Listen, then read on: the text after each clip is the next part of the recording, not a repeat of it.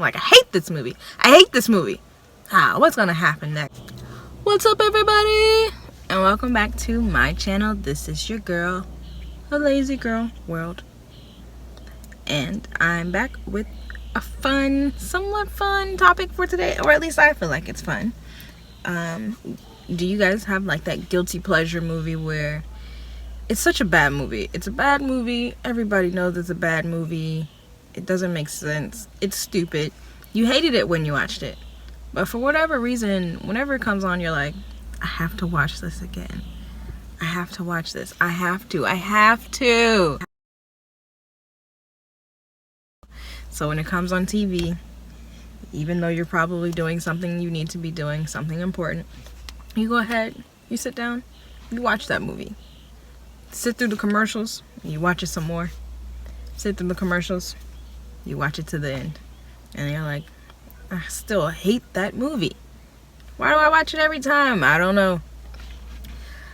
I have that feeling whenever I watch The Village by M Night Shyamalan. The Village, it's such a hard movie to even explain. There are a group of people living in a village in the woods, and there are these monsters. That's right, monsters that come out at night. And everybody's afraid of them. They do their best. They be quiet, or they're quiet, and then the monsters go away. No one gets hurt. Nothing happens until one day someone does get hurt. I don't remember if it's from a monster coming in or if he just got hurt, period.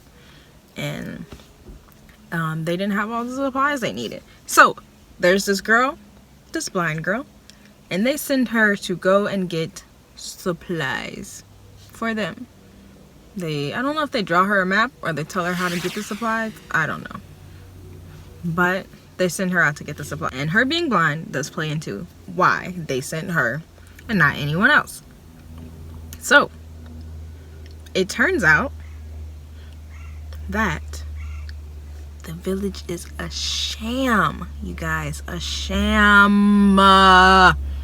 They send this little girl out to get supplies. She's in the woods. She's out in the woods. She's in the woods. And she's walking. Obviously, she can't see, so she's feeling her way around. And she, ends up getting attacked by a monster. For whatever reason, the monster was out in the daytime and not the nighttime. So she ends up getting attacked by a monster. And she beats the monster. So she's able to get away. Okay? So then she finishes going through the forest, makes it to this wall, this brick wall. Now, you guys, the crazy thing about this wall being there is that they've been living in a village with no electricity, no running water. There might have been running water, I don't know, but definitely no electricity. They're doing everything by fire and candlelight, okay? There's no electricity. They're living like pilgrims. They're cooking food over the fire. Might be a stove. Either way, it's fire, and it's not an electric stove, all right? And, it's just very old school. They don't even have, like, modern clothes. So you assume this is set in the old school times of, I don't know, 1600s, 1700s, 1800s, maybe? I don't know. But they're in a village in the forest, so you just assume that the time is old. This girl gets to this wall. Somehow she climbs this perfectly bricked wall, okay? Perfectly brand new bricked wall. She climbs over that. And like I said, she is blind. She still cannot see. She can't see anything. What's on the other side of this wall? A road. A paved road at that. There's a paved road on the other side of this wall. And this blind girl ends up getting picked up by somebody that's driving a car. So they've been living in a village. But she gets picked up on a paved road by someone driving a car. Technically it was a truck. But they were driving, okay? Like, vroom, vroom. Put the gas in there. We're in the 2000s driving car. They're living in a village in a forest. and there's someone on the other side of a wall driving a car. Her up. She tells him, this is what I'm looking for. I can't remember if they wrote it down for her or she remembered it and said it to him. But she's like, this is what I'm looking for. And he was basically like a Parks Reserve guy. Okay? Keep that in your mind. A Parks Reserve guy. She takes him to, or he takes her, basically to like a Parks Reserve, you know, building. Where, you know, he would sit before he did his little rounds that he had to do. He gives her first aid kit. That with all the supplies that she needs. Okay? He's confused about where she came from. Why are you on the other side of this road by yourself, looking like you came out of the 1600s with this medical supplies list? You know, it's very confusing. It's very confusing. From the beginning, I was confused. And then he takes her back to the wall. She climbs over the wall. I think he gives her a ladder, but she climbs over the wall, goes back to the forest so she can get back home. And then we learn something that makes you feel like you wasted all of your time watching this movie, because you're thinking they're in a village in the 1600s with no modern medicine, no modern technology, no modern anything, no running water, no electricity, no nothing. We think they're in a village in the forest, you guys. I'll tell you what they were in. You want to know? They were in a nature reserve. They were in a park, essentially. A deeply treed park. Okay? Obviously, no one's living there. Well, no one's supposed to be living there, but no one's just walking in there randomly. Or else they would have been found out a long time ago, apparently. They're living in a park. They have huts inside of a preserve. They're making food, I guess growing food, killing little animals inside of a preserve, which is actually kind of messed up because we're supposed to be preserving the wildlife that's in there and you're eating it. This definitely is defeating the purpose.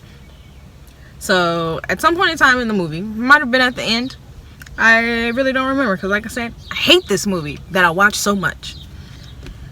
So they show us little newspaper articles that someone finds. I don't know if someone found them or if it just gets shown to us.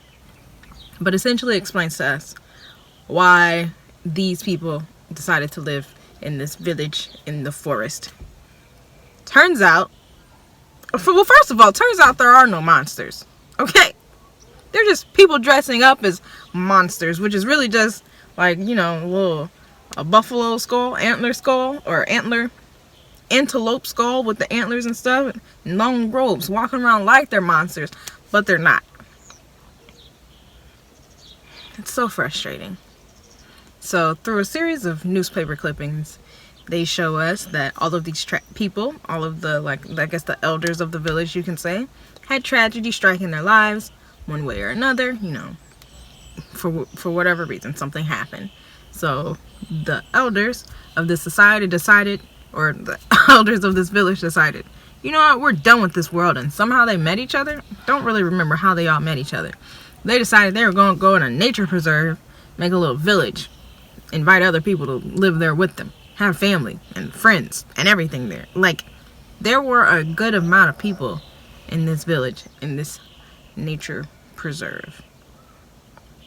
Yeah, but they decided they're going to live there. So the monsters are fake. They're walking around in fake animal helmets, wearing long robes with sticks for arms to scare everybody. That's right, to scare everybody, specifically the kids, to keep them from leaving, because they feel like they're protecting them. Okay, they feel like, well, if I gotta scare a kid into thinking there are monsters out there and they don't leave outside of our village at night, well, then they won't go into the real world, because they live in the real world, and have tragedy strike them. Although tragedy almost struck when that guy needed that first aid supplies, what were they gonna do if there wasn't a blind girl living there? M Night Shyamalan, tell me that. What would they have done if there wasn't a blind girl? Would they have just had to amputate the leg, or, you know, whatever it was? Don't remember how he hurt himself. Would have just been like amputation, and he's got one leg now because you guys are trying to live in a village. For all of those that are not watching the video, air quotes. Because it was a fake village. A fake village. A village, you guys. And as angry as it made me to recount this entire thing, and no, okay, no one else knows that they're living in a fake village, okay? The girl's blind. She doesn't know. She doesn't understand what she was riding in. She doesn't understand that she climbed a bricked up wall. She doesn't understand that she was on a paved road. She doesn't understand that she went to a bricked up building that won't fall apart when the wind blows strongly. She doesn't know that. She doesn't know that she got on a ladder, okay, a real metal ladder, and climbed up that to get back over the wall. So she has nothing to tell anybody, because for all she knows, she went to where they told her to go. She got the medical supplies, you know, from the other human that doesn't live in their village, and she goes right on back. We see that everything's fake, you know, because how frustrating is that? I'd rather have believed that everything was real, because the fact that it was fake made me so angry that I had watched an hour and 30 to an hour and 40 minutes and wasted my life. But I also waste my life every time it comes on, because I watch it again and again and again, and I'm like, I hate this movie. I hate this movie. What's gonna happen next? Yeah, the fake monsters. Hate this movie. But I watch it. It's my guilty pleasure. I don't know. I think I just like to be angry at movies sometimes. Try to figure out why it was made, and whose idea was this, and how did it make it to the theaters, and who was like, this is a good movie to put in the theaters. People will love it. Can you imagine when somebody makes something and they're like, oh yeah, this is going to be a smash success, and people are like, no, that's the dumbest thing ever. So you guys, that is the movie that is my guilty pleasure, that I have a love-hate, strong hate relationship with, but I guess not strong enough because I keep watching it. What is a movie that you totally dislike, borderline hate, but you watch it every single time it comes on? So drop a comment down below. Let me know what that movie is. Don't forget to like this video, comment, share this video, subscribe. Go ahead and hit that bell notification. That way you can get notified every time I post a video. I post them on the same days, but you know, we have lives. You're going to forget. I have a podcast now. It's called Let's Spoil It. And if you saw my previous video, the I Am Mother movie breakdown, where I got to have two guests, where I was able to have two guests on the show with me, then I referenced the podcast. It is now on Apple Podcasts. It is also on Spotify. So you can find me there. Let's Spoil It. You might not need it's LET''S. You might not need the apostrophe. I'm sure you could find me without. Twitter, LazyGirlWorld, TheLazyGirlWorld, no O in the world. Instagram, TheLazyGirlWorld. Also, it'll be down in my description box. And if you're watching this, then you already know where to find me on YouTube. So thanks for joining me, guys. Don't forget to comment. See you later. Bye-bye.